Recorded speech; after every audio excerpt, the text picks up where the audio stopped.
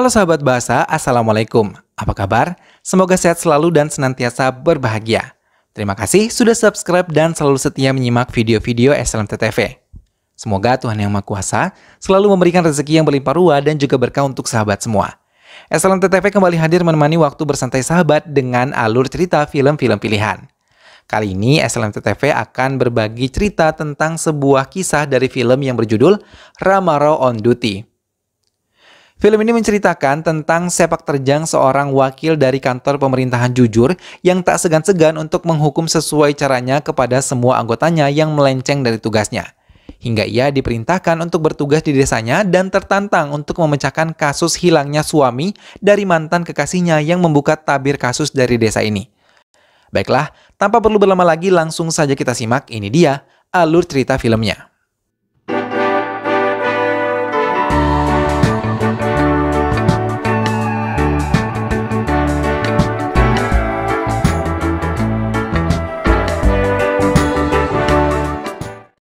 Hyderabad.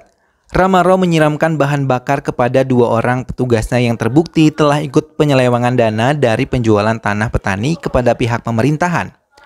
Semua petugas yang lain berlari ketakutan ketika melihat benar kemarahan di wajah Ramarau.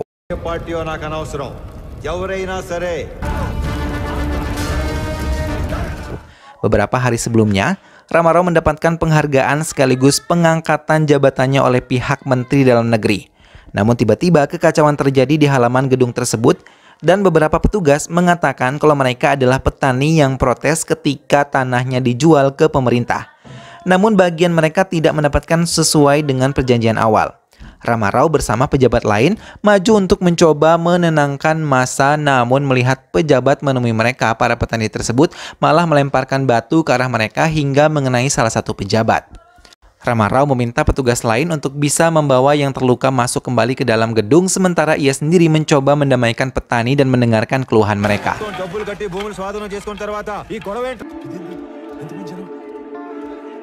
Ramarau menemui Venkatesman untuk mengetahui alasan petani tersebut. Venkatesa mengatakan kalau petani marah karena hasil penjualan tanah mereka tidak sesuai dengan perjanjian yang telah mereka sepakati.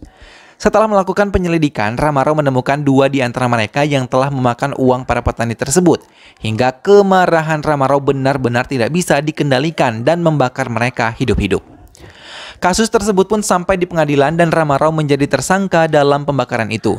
Namun Ramarau mengatakan semua yang telah ia ketahui tentang kasus proyek pembangkit listrik Indo-Jepang. Bukti-bukti pun telah diberikan oleh Ramarau dan telah dipelajari oleh pihak pengadilan. Beberapa pun memberikan dukungan atas tindakan yang dilakukan oleh Ramarau adalah benar. Dan Ramarau diakui sebagai pejabat jujur yang menghukum para anggotanya dengan caranya sendiri bila terbukti bersalah.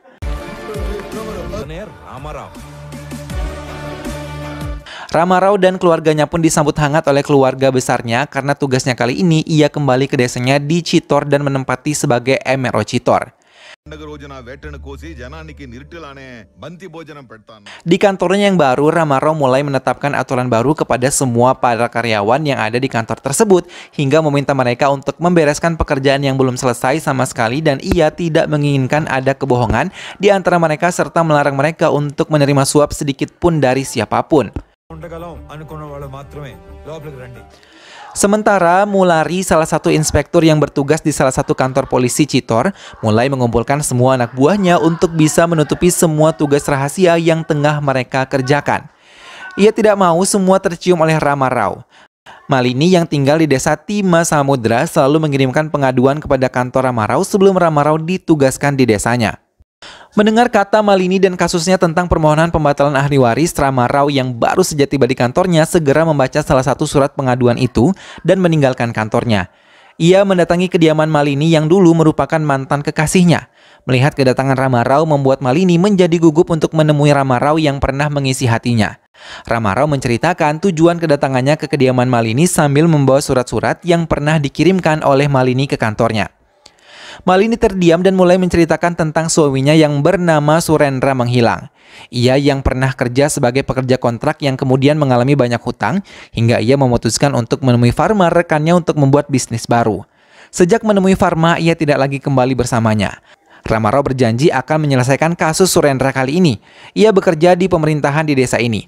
Malini mengiyakan karena selama ini ia bosan tidak pernah mendapatkan keadilan yang ia inginkan. Ramarao meninggalkan Malini. Setelah kepergiannya, Malini teringat saat dulu ia menjalin hubungan dengan Ramarao. 7 tahun berlalu mereka lewati bersama hingga pernah menyusun keinginan untuk menikah, namun keduanya malah menikah dengan orang yang dijodohkan oleh kedua orang tua mereka masing-masing. Karena orang tua Malini sangat bahagia melihat Malini bisa menikah dengan Surendra. Ia untuk pertama kalinya melihat hal itu di mata ayahnya hingga mau tidak mau ia menikah dengan Surendra.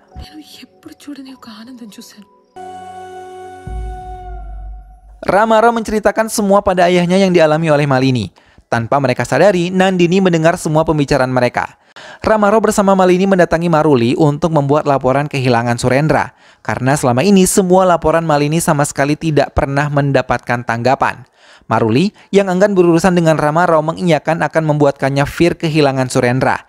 Namun setelah Ramarao pergi, ia malah meracau di depan anggotanya yang lain hingga ia tidak menyadari kalau Ramarao mendengar semuanya langsung memberikan ancaman kalau ia tidak segan-segan membersihkan anggota yang tidak menjalankan tugas dengan baik. Di Tirupati, Ramarao yang telah menemukan foto dan alamat Farma langsung mendatangi keluarganya. Namun setelah melihat kedatangan Ramarao mencari Farma, semua keluarga Farma seolah menutupi keadaan bahkan mengusir Ramarao dari kediaman mereka. Hingga saat Ramarao melangkah, ia melihat sebuah gudang lama yang tidak pernah digunakan lagi. Ia pun memeriksa gudang tersebut dan memeriksa semua benda yang ada di dalamnya, hingga mengambil beberapa dokumen yang ia anggap mendukung untuk pencarian Farma dan juga Surendra. Kesibukan Ramarao mendapatkan protes dari pihak keluarganya karena ia terlalu sibuk untuk pergi ke beberapa daerah di Chitor. Namun Ramarao menjelaskan kalau bukan saja Surendra yang menghilang, namun lebih dari 20 orang yang menghilang setelah ia mengurut benang merah orang-orang yang pernah bersama Farma maupun Surendra, mereka juga menghilang. Ia juga mencium adanya bisnis ilegal penyelundupan cendana merah yang selama ini tersusun rapi hingga tidak tercium olehnya. Ia meminta pengertian keluarganya untuk bisa memahami posisinya dan pekerjaannya. Berpenumpang penuh, mengalami kecelakaan dan jatuh ke jurang. Beruntung, bus tersebut tersangkut di antara pohon hingga Ramarao yang berhasil mendapatkan bantuan mobil yang melintas bisa menolong mereka.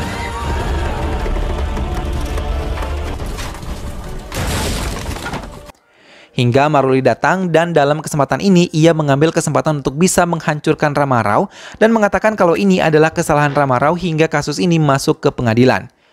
Hingga mahkamah memutuskan untuk men-skor Ramarao selama 6 bulan. Tapi Devanan membelanya hingga meringankan hukumannya menjadi 3 bulan. Namun walaupun dinonaktifkan di pekerjaannya, ia tetap menyelidiki kasus ini. Bahkan ia pergi sendiri ke hutan Sencalam untuk membuktikan kalau memang benar ada penyelundupan cendana merah di dalamnya. Ramarao mengatakan hasil penyelidikannya kepada Venkatesan. Kalau ada 5 hal yang saling terkait, penebang, pemuat kayu, polisi penjaga, pengangkut, hingga eksportir penyelundup. Hingga ia yakin ada seorang yang mengendalikan hal ini dan memiliki kekuatan. Ia juga menemukan 12 kontainer dan truk menghilang bersamaan dengan menghilangnya orang-orang yang tengah ia cari. Ramarao yang ingin kembali ke desanya melalui kereta malah mendapatkan serangan dari beberapa orang yang menggunakan penutup wajah. Bahkan ia mendapatkan luka di bagian perutnya karena mereka menyerang menggunakan senjata tajam yang berbahaya.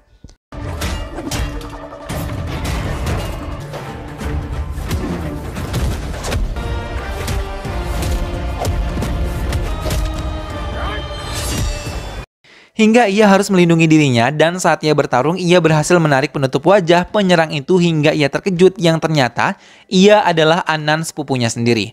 Namun Anan yang ketakutan malah berdiri di pintu kereta api hingga ia tertembak oleh seseorang yang terjatuh di pinggir rel kereta.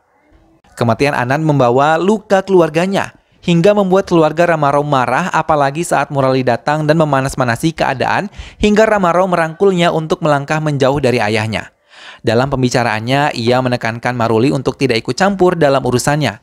Karena ia sedang menyelidiki Maruli juga yang ia curigai memiliki kekayaan di atas masa jabatannya selama ini. Dan mendengar hal itu, Maruli merasa malu dan pergi meninggalkan Ramarao tanpa mengucapkan apapun. Ramarao mencoba menjelaskan kepada ayahnya kalau ia tidak terlibat dalam kematian Anan. Karena ia yang malah diserang oleh Anan sambil menunjukkan luka di bagian perutnya. Tak lama kemudian, ayah Farma datang mengunjungi Ramarao dan mengakui kalau putranya bersama Surendra memang telah menghilang. Ia juga membawa catatan yang pernah ditulis oleh Putri Pharma saat mendengar percakapan ayahnya dan Surendra di telepon. Mendapatkan sebuah bukti baru membuat harapan baru bagi Rama Rao. Ia mengucapkan banyak terima kasih padanya dan kemudian mulai mempelajari bukti-bukti baru tersebut. Lama-kelamaan melihat Rama Rao menjalankan tugasnya dan menyelidiki kasus Malini, membuat Nandini tidak lagi merasakan cemburu. Ia malah mendukung untuk bisa menyelesaikan semuanya dengan baik. Melihat perubahan itu, Rama Rao merasa sangat senang dan berjanji akan menempatkan posisinya di tempat yang tepat dan meminta kepercayaan dari Nandini. Maruli kembali menemui Rama Rao setelah tadi bertemu di kantor saat ia tengah berbicara dengan Devanan. Ia memberikan sebuah dokumen yang dianggapnya bisa membantu Rama Rao.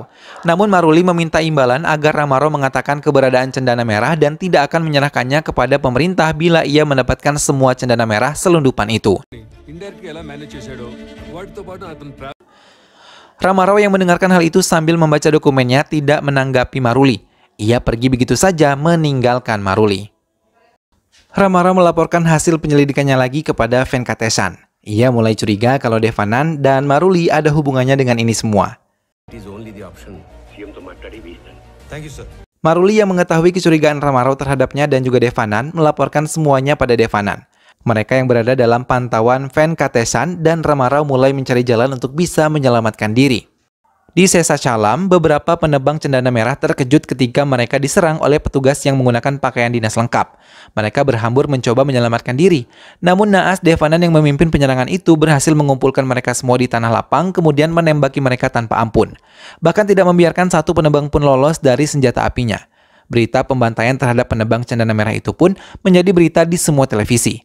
Berita ini menimbulkan pro kontra di antara warga hingga banyak yang melakukan tuntutan atas pembantaian ini. Rama Rao yang tahu pelaku di balik ini semua adalah Devanan mencoba mendatanginya untuk memberikannya peringatan kalau ia pasti akan berhasil menangkap Devanan lengkap dengan barang bukti di tangannya. Mendengar hal itu, Devanan dengan yakin malah menantang Rama Rao kalau ia tidak akan pernah mendapatkan semua ini. Try your luck. Rama Rao pun kembali ke desanya setelah melakukan kunjungan ke Hyderabad. Namun ia terkejut ketika melihat ayahnya telah meninggal dunia secara mengejutkan. Semua keluarga bersedih termasuk Malini yang ikut dalam prosesi kremasi tersebut. Devanan mulai ketakutan akan ancaman yang diberikan oleh Rama Rao kepadanya dan meminta Maruli untuk bisa membereskan Rama Rao dalam waktu dekat. Saat berada di pasar bersama keluarganya, Rama Rao pun diserang oleh beberapa pemuda yang menggunakan senjata tajam.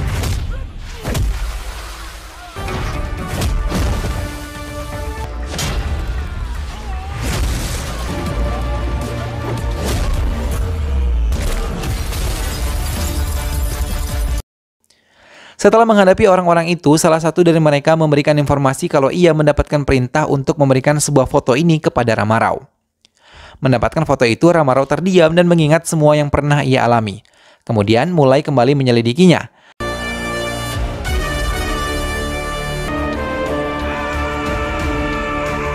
Rama Rao kembali mendatangi Venkates untuk melaporkan semuanya. Penyelundupan ini semua didalangi oleh Kabir yang mempercayai semua pengirimannya pada Firja, seorang eksportir yang biasa memainkannya di negara Hong Kong dan London melalui pelabuhan Mangalore menggunakan kontainer-kontainer besar dan salah satu dari kontainer tersebut digunakan untuk menyelundupkan cendana merah tersebut. Devanan adalah petugas yang berhasil memberikan lampu hijau pada Virat untuk bisa mengeluarkannya dari wilayahnya. Hingga ia mengetahui nilai cendana merah bisa mencapai ratusan juta kror, sifat serakahnya muncul hingga ia membentuk kelompok tersendiri dan menghadang semua truk pembawa cendana merah. Dengan kejam mereka menghabisi supir cendana merah, kemudian mengubur mobil dan supir begitu saja.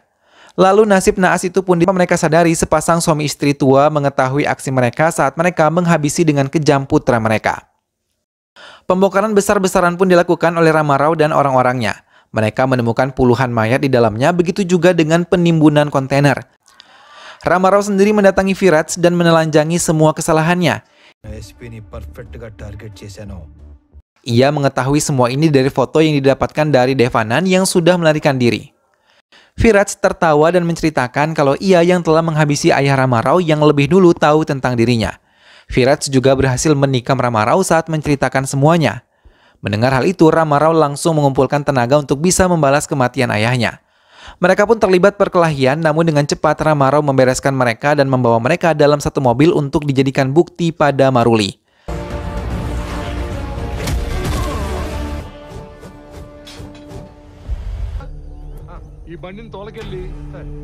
Tapi tanpa Ramarao sadari, orang tua itu malah melempar bahan bakar pada mobil tersebut dan membakar mereka semua. Di Bombay, Kabir yang ditemui Maruli untuk mengabari kalau bisnisnya di Chitor rusak karena Ramarao hanya tersenyum. Ia mengatakan ia tahu semua pergerakan Ramarao dan selalu memantaunya dari tempatnya. Tapi ia memiliki kekuatan lebih karena ia tahu di mana penyimpanan cendana merah itu. Maruli terdiam dan mendengarkan Kabir mengatakan kalau semua hasil penyelundupan cendana merah itu berada di dalam danau yang terletak di perbukitan Kokumoti, perbatasan Karnataka. Maruli juga terkejut ketika ia melihat Devanan yang ia pikir telah melarikan diri berada di ruangan Kabir dalam keadaan terikat dan tertutup matanya. Kabir juga mengatakan ia akan melihat kemajuan yang dialami oleh Ramarao atau dirinya dulu yang akan mendapatkan cendana merah itu. Karena ia tahu Ramarao kini tengah memimpin pasukan barunya untuk bisa mengambil cendana merah yang masih tersimpan itu. Dan film pun selesai.